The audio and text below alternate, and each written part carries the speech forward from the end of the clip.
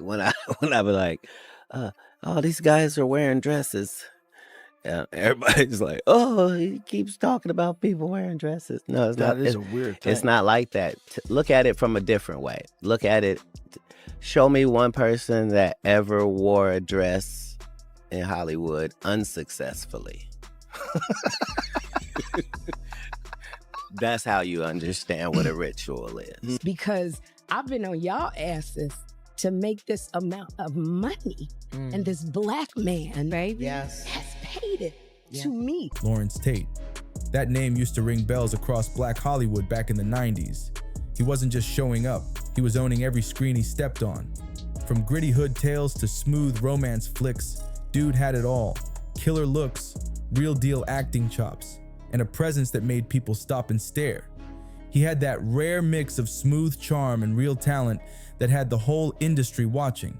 But then, something weird went down. His shine didn't vanish overnight. It faded slow. Look how many people after Pac played Bishop who was like, oh my God, he's really Bishop. You get me? All the niggas around said Pac kind of got lost in the character. Exactly, because I mean, I kind of said the same thing a little bit, because if you notice who my was before that, and then you play this role, like, this is gonna start testing you. How many niggas really, how many really thought Lorenz was old dog? And you walk up to Lorenz and you be like, what the Hey, listen to me, man. When I first got in the business, 06, 07, man, I really thought everybody was the same. I had no idea that everybody wasn't like this. No. I really thought, because every song, when I was doing it, it wasn't like the song. I didn't hear Compton's Most Wanted and start selling dope. I was selling dope listening to Compton's Most Wanted. Exactly. I didn't put in work because Cube said put in work. I was putting in work, listening to Cube, going to bus on, whatever we was doing. So when I got into business, it was strange to listen to people talk, and it was like, wait a minute, like, this is not this? And then, like, Dub C had to set me down, man. It was a crazy conversation. I was like, holy, because why would I know? And I'm not blaming the rappers, right? I'm not blaming anybody, because this is entertainment. Like, if I was ignorant enough to think Arnold Schwarzenegger was a Terminator, that could be considered my fault. But at the same time, I'm not that crazy. It's people who don't have the IQ or information to decipher that this person may not be like this. Like, this is what you told me, I believe you. So I'm expecting it to be this way. Oh, bro, that's what how many naive out there right now believe Suki be eating asses? I thought she did. You get this me? little whore is nasty as a mother. I mean, tell you the truth, I'm like, do she really eat asses? Like, is she? Because I know some nasty broads. Yeah, no. So I'm like, damn, she start rapping. Like, hey, if she rapping it, maybe she really get down like she live. Yeah, and I don't even know if that's comparing gangster rap. Oh, it's the same. To what they doing. Yeah, it is the same. Because it's a lot of who will say I'm a hard and I claim this and I'm from this and I'm from that. And I would say with gangster rappers, they have a tendency to embellish the facts a little bit more, but it's still a fact. I don't think you can be sweet Polly purebred at the crib, then get on the record talk about eating people's ass and sucking their balls.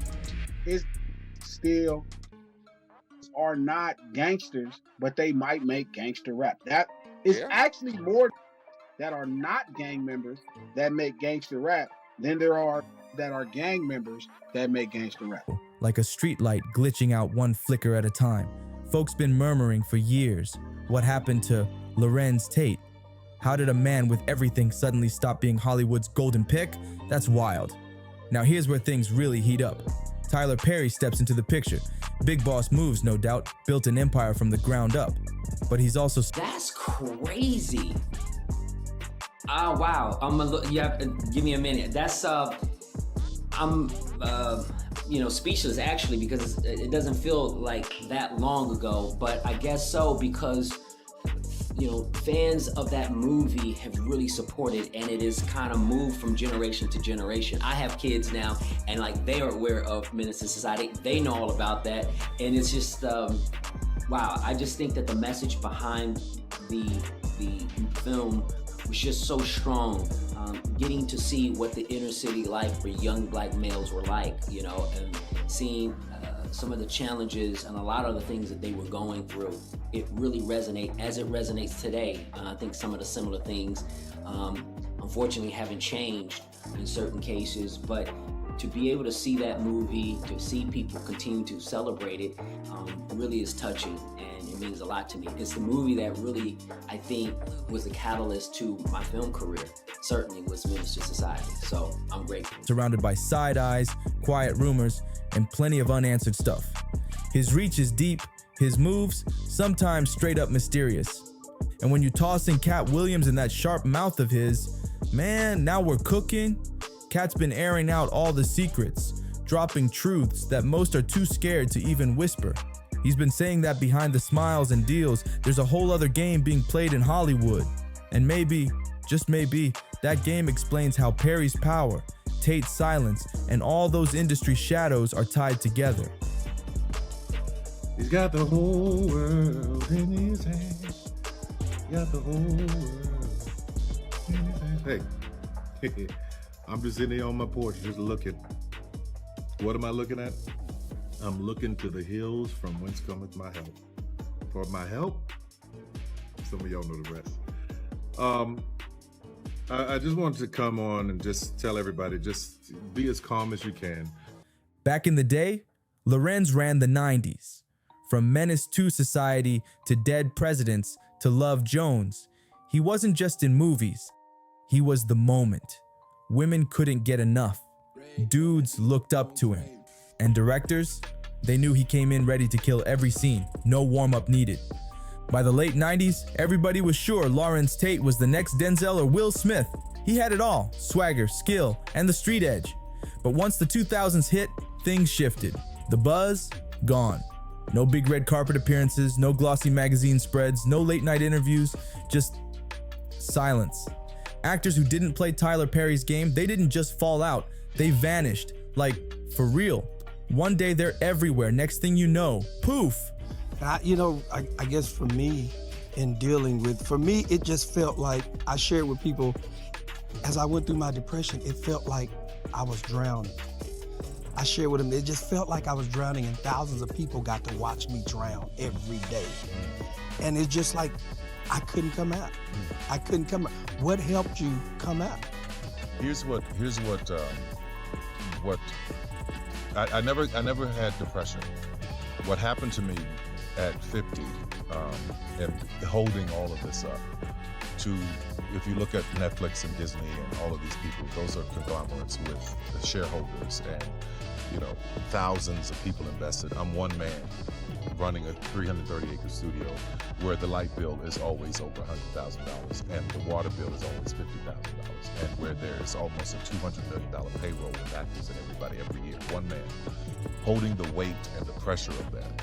And then drowning, constantly having to drown out the noise and the foolishness. And constantly, I was just in prayer all the time. Okay, God, how do I move through this? Because when you've been given a seat like this, it is so important that you honor it. Like, I'm not one of those people that can sleep when I do things wrong. I honor it. I honor everybody who comes through this door. I honor every actor and every actress, because if somebody comes to you with their dreams in their hands and you take advantage of that, that is evil. So I was feeling the weight of all of that, because when you carry it right and honor it, it can isolate you. It can put you in the back and on your heels, because you know that you can't go out and hang out and have a good time and have parties. You can't do any of that stuff because you're honoring it. Right. And I found myself sitting at 50 going, what happened to your life? Wow. You've been honoring it so much and holding the weight of this thing, man. That thing got so heavy on me that I said, I've got to get some help. I know I was reading somewhere you were saying that when your mom passed away. That was, yeah. That's when you started drinking heavily. Is that how you, because see, I would say some people, mask it by drinking, some people do it with drugs. I did mine by, hey Tyler, can we do another play? Hey Tyler, can we do some episodes? So was yours primarily just drinking? If my mother, when she died, if I didn't have contracts, if I didn't have obligations that were years out that I had to do, my life would have been very different right now. Because I started drinking a lot. Like, I'll have a drink now and then, but I was drinking a lot because I've never felt that kind of pain. And also understanding that feeling of I am alone. That was for your the first security. time in my life. Yeah, I am by myself on this planet. I will never have that kind of love again. I will never know that kind of love again. And I am by myself holding all of this stuff up. Yeah. So I'll tell you what I did, which nobody knows. This summer, for the first time, there was an intensive therapy session in Arizona that I went to. I spent 7 days, 10 hours a day with therapists. For the first time, I'm sitting with therapists and having these conversations. First of all, I was so exhausted, I thought, what else are you gonna do? Because I was about to. And you sounded it like I call you, hey bro. Yeah, man. I'm done. I was exhausted. I was ready to walk away from it all. I was just tired of holding everything and holding everybody up. But going into this intensive 7 days a week, 10 hours a day with all of these different therapists. And before you go in, you do these hundreds of pages of questionnaires. Really? So they have a very clear idea of who you are mentally when you walk in the door. So you can't fool them at all. When you walk in the door, they know who you are. who you are, yeah. So they double know who you are. It's like And in that, this program is designed to help you walk through the traumas. And I didn't even realize how many traumas I had experienced, because what we do as men, you get up and you go on. Yeah. And we don't realize that every time we just get up and go on, we have a trauma. It's like we're taking a 50-pound weight and put it in our soul. Our trauma center. To keep walking. Yeah. Yeah. Gone. Look at Monique. She spoke up, called out Hollywood, even bagged an Oscar. And right after, she basically disappeared from the spotlight. Taraji P. Henson, even at her absolute peak, she had to scrap and claw just to get what she deserved. She finally said, "I'm done being nice." These weren't no C-list names. These were straight up stars, pushed to the side like they were too much trouble. So now the question hits harder. What really happened with Larenz Tate? Because this is where it gets messy. Real messy. See, in Hollywood, talent only gets you so far. The real game, it's about connections, quiet ones, the kind you don't see on red carpets or get asked about on talk shows. Over the years, fans and insiders been whispering about a tight, behind-the-scenes link between Larenz Tate and Tyler Perry. Not the kind that makes headlines, but the kind that shapes careers in silence. People been saying Perry may have been cutting Tate checks during his quiet years, maybe tossing him roles that just happened to never get greenlit, maybe even keeping him close, but just close enough. There's talk they spent a lot of time together when Tate wasn't popping up anywhere publicly. Real off-the-grid vibes. Now, nobody's throwing out cold, hard proof, but people are side-eyeing the patterns. Both Larenz and Tyler are mad. I gotta tell y'all how I'm walking on this goddamn stage right now. See, when I saw that nigga on Club Shake Shack, when I saw that nigga say, boy, I said, nigga. When I saw that stand up and say, boy, I popped my blood. I said, I got to play with this nigga. And I called him up. And I said, hey, I just got to call and let you know how proud I am of your ass standing the way you standing. I'm so proud of your goddamn ass. I don't even know what to tell you. I just want to hug your little ass. You around here changing all across the world. I can't wait till we can play together. And then that said, Monique, when would you like to play?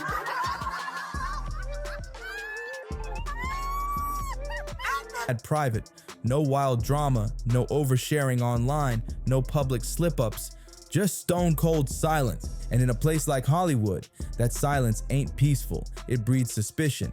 Some fans swear Perry was the one quietly keeping Tate's name breathing in the background, but on a tight leash. Just enough to stay relevant, but never enough to blow back up. like there was an invisible ceiling holding him down, and every time Tate got close to breaking through, boom, shut down again. Tyler Perry built a billion-dollar empire rocking a wig and a dress as Medea, but he's not the only one who went that route. Martin Lawrence threw on a fat suit for Big Mama's house. Jamie Foxx turned heads as Wanda On in Living Color. Even Wesley Snipes stepped into stilettos for To Wong Fu. But Katt Williams, he's not having any of it. Katt's been crystal clear. He thinks there's an unspoken rule in Hollywood, especially for black men. A quiet demand to play along. And it ain't just about being funny, it's about submission. Playing roles that keep the system comfy. And if you refuse, Katt says there's a cost, a heavy one. Here's where it gets wild. Larenz Tate never played that game. No dress, no wild parody roles, no bending to the stereotype. And some folks believe that right there is what ended his momentum, that slow fade from the spotlight. Maybe it wasn't bad luck. Maybe it was a straight up punishment. In Hollywood, if you don't play the part, they'll erase you from the script. Both Tate and Perry, they guard their personal lives like it's national security. Lorenz has been married to Thomasina Parrott for years, but you never see them together. No red carpet shots, no IG couple pics, just radio silence. Same with Tyler, dude's been in the spotlight for decades, yet never once confirmed a partner publicly. That kind of deep privacy, it only adds more layers to the mystery. And when folks can't see the whole picture, they start filling in the blanks. Fans are constantly asking, what's really happening behind the curtain? Is it just about keeping things personal? Or is there something or someone that they're hiding? And boom, this is where Katt Williams jumps right back into the mix. He's one of the very few who names names, no filter. He's called out networks, producers, and top-tier celebs he claims are double dealing behind the scenes. Katt doesn't sugarcoat it, and because of that, he's been labeled difficult, silenced, pushed out, but he's been screaming the truth for years. Hollywood's a clubhouse. You either play by the rules or they delete you. Now, to be clear, Katt never straight up said Tyler Perry sabotaged Larenz Tate. But when he talks about secret deals, silent punishments, and careers being manipulated behind closed doors, fans start connecting the dots, especially when Katt drops lines like, if you don't do what they want, they'll take it all. Your roles, your name, your legacy. And that leaves people wondering, is that what really happened to Larenz? But in Hollywood, all it takes is one no to the wrong person, and boom, your phone stops buzzing, your roles dry up, and suddenly you're invisible, just like that. We may never know the real story between Larenz Tate and Tyler Perry. Was it just a quiet friendship, a business bond that didn't need the spotlight? Or was there something deeper, something the public was never supposed to see?